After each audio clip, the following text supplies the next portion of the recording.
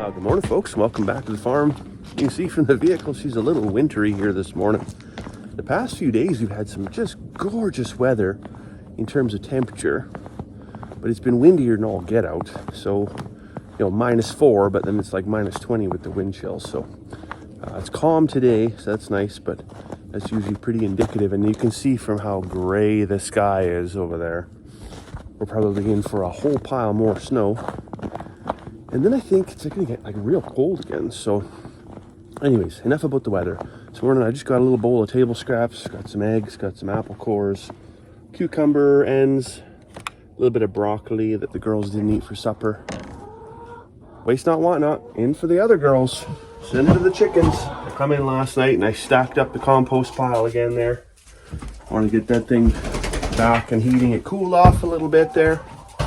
That's okay, but I want to get it back and cooking, because if it is going to be -20, keep everybody nice and toasty warm in there. Get that closed up. I got to run over and feed the sheep and the calves. We're actually headed to Grand Prairie today. We're going to take our girls and our nieces, our youngest nieces, to go play mini golf. So it's going to be my wife and I and 4 girls under the age of 6. And if I survive that,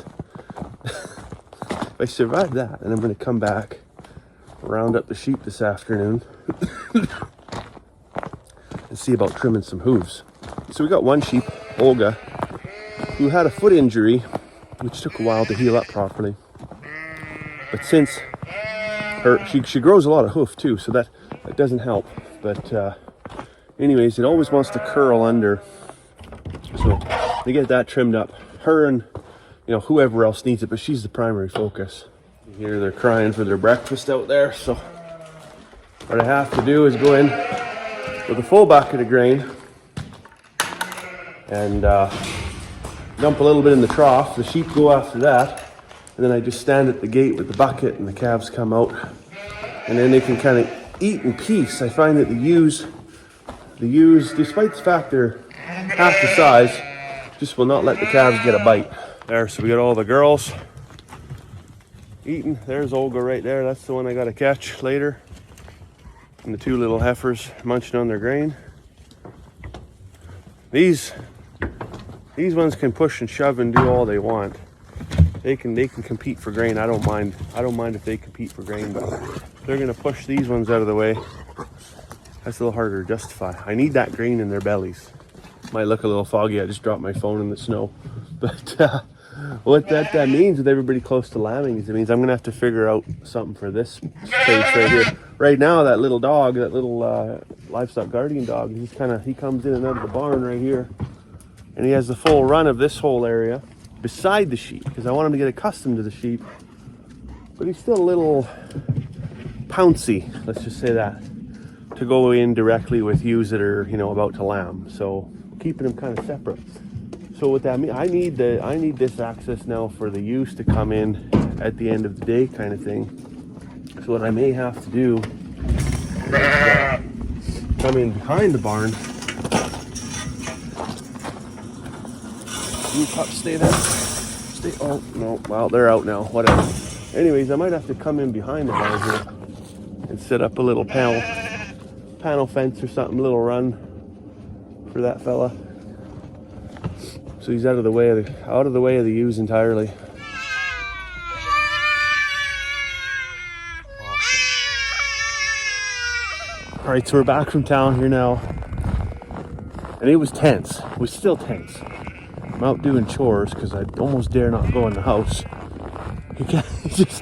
You just can't be that outnumbered and expect to succeed. Anyways, I'm gonna get my bucket of molasses here packed over to the sheep and see if I can't fetch them up into the barn, and then trim that one ewe's hooves for sure today. And then maybe just by luck, things might have cooled off in the house, and I can go in there without getting put in the naughty corner. All right, so I got 2 of the girls in here. I got Olga and one of her friends, I'm not sure which one actually, in one of the little lambing jugs right now. I give them a little bit of a grain, so she'll get a bit of a belly full. Anyways, I'm just gonna get her by the hind end here. Take the front hoof up. And then get her into a sitting position. And once she's in a sitting position, we're pretty much in control of the animal. She's not in any pain or discomfort like this. Usually really, really relaxed. I'll just take my shears, trim off the big stuff.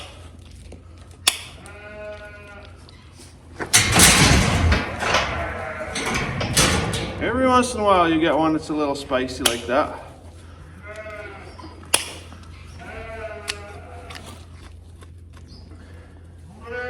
The front ones aren't so bad because they can't kick as hard. It's when you get down to the back feet, they got a lot of torque stored up in them back legs. That's when you really talk about like the four-wheel drive engaging. A lot of their core power engages in that back end. So if you're trying to trim their back feet and they start kicking, you probably don't want to be in the way of it. Not as bad as a donkey or a horse, of course, but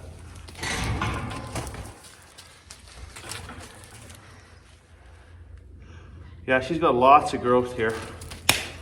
This one I probably should have trimmed in the fall, but I didn't actually do any trimming at all in the fall. Everybody looked pretty good. Of course, got this yearling lamb here. You can see just on the corner of your eye, you can probably see how much he's dancing around here. The yearlings, you know, they haven't been handled as much, so they can be a little bit antsy.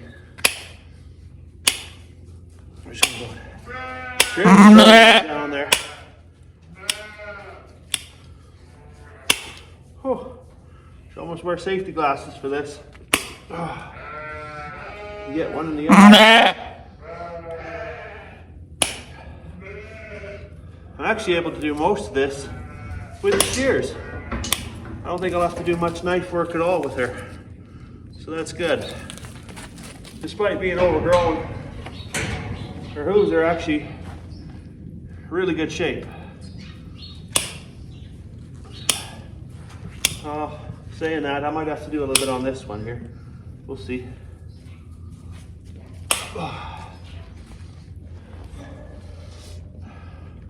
That's one thing though, if you're gonna feed grain up in the stockyard, you better keep a sharp knife in your pocket, because you know, if you've ever watched Greg Judy, the regenerative rancher there, he'll tell you grain always grows hoof, right? And he's not wrong.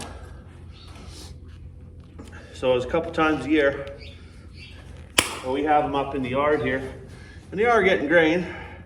It's usually when we're flushing right before breeding, or maybe they're getting a little bit right before lambing. And both of those times a year, they're definitely piling on some extra calories. I just want to show you this foot here. This is the one that was injured. Well, she had both her front feet injured, but you can kind of see how it grows funny like that. And this one here, you see how it's almost like a pair of scissors. They cross over each other, right? So that's the stuff I want to, where it's curling in here, that's the stuff I want to cut that out so that her hooves aren't rubbing together like a couple of ingrown toenails. I'll just set you back up here.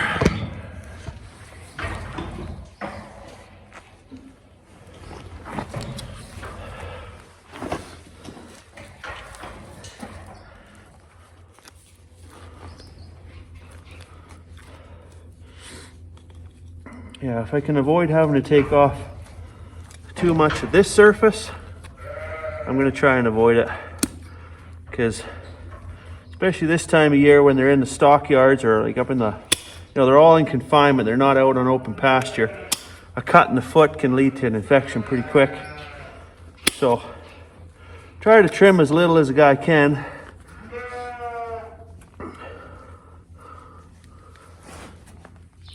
Make sure you got any problems resolved though at the same time, right? You don't want to leave.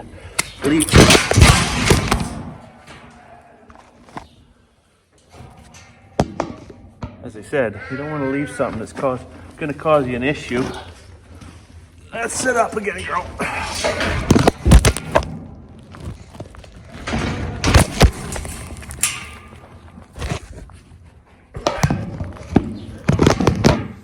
We'll try this again here. Oh, let's just sit up there.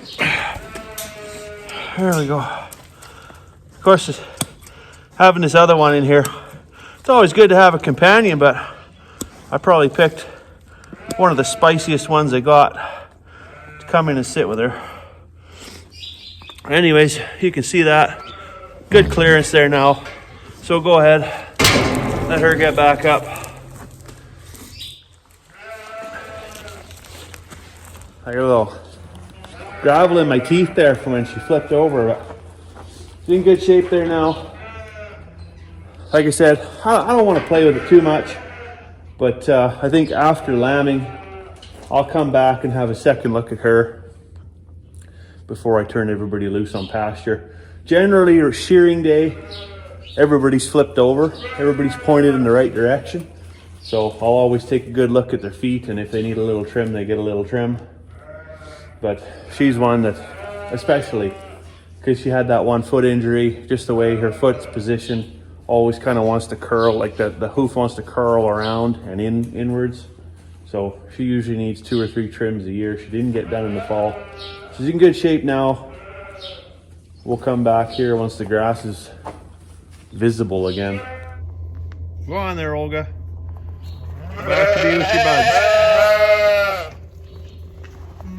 You're all jealous because somebody gets a day at the spa and you didn't, but I tell you, if you got flipped on your ass like that, you probably wouldn't be so jealous. There, you can all enjoy a little molasses treat there. I don't know who shit on the lick tank. Edith, was that you? No, it was you, wasn't it, Kylie? Yes, I know it was you. Don't look away. I know it was you. It's good stuff, isn't it? All right, well, I'm all done chores, so I'm gonna head back in the house, see if I can survive that ordeal. I better, once I get in there, I better pick up a broom or go switch over laundry or make myself useful. So I'll let you go for now. Hope you have a fantastic day. We'll see you tomorrow.